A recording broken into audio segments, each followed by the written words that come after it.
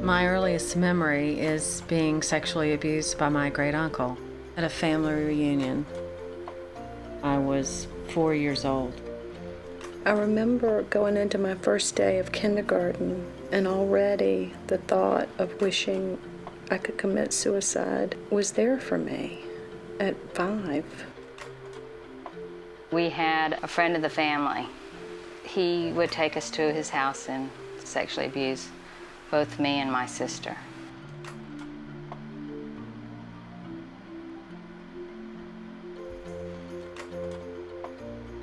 As a child, you don't know what the rules are, you don't know what the laws are, you don't know, what's appropriate, what's inappropriate, you just know what you feel.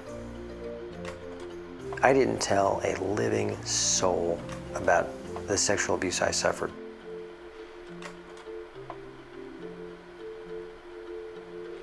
He was a man that was trapped by his demons. He was a man that made some horrible mistakes. He was just too scared to face what he had done. You're dying to tell somebody, but you're also terrified of somebody finding out.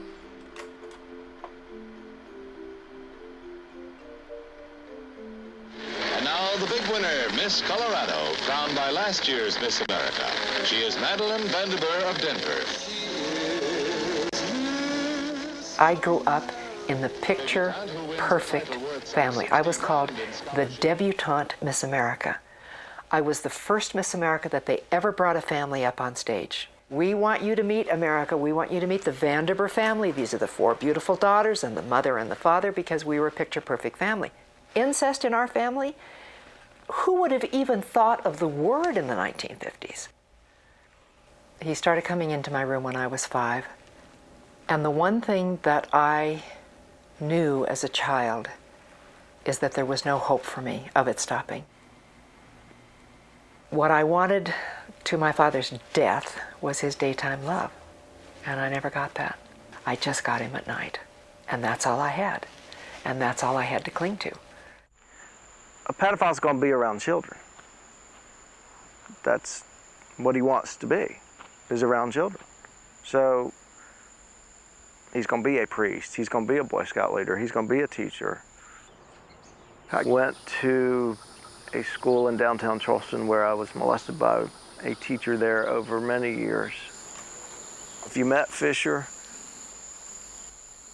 you'd probably think of him like my parents thought, like my sister. He had a Porsche, he was funny, he was fast. He was whatever he knew you wanted him to be so that you'd be comfortable.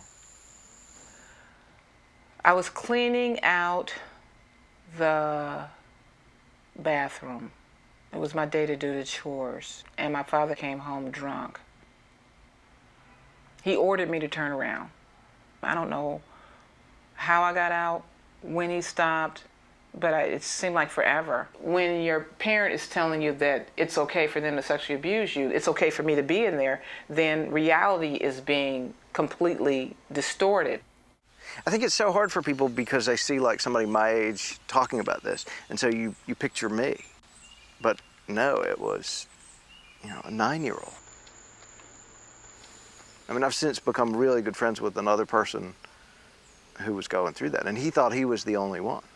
I mean, we used to have dinner, like 4 of us at Fisher's house on Tuesday nights.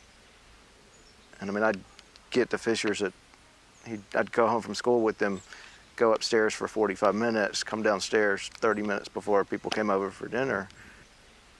But my friend couldn't imagine that what happened to him up there happened to me, because it was just too insane. Growing up, all I remember was violence and fear. It was not a happy time. That's why at 14 I wanted to kill myself, because I hadn't even told. All I knew is that I could not bear to be in that house with him. And so I was like the invisible child, that I did all the right things, and if I just stay invisible, I won't get hit. And if I stay invisible, he won't come in the bathroom. I was about 11 or 12, and my father always came in late at night. Late meaning 10, 11, sometimes midnight.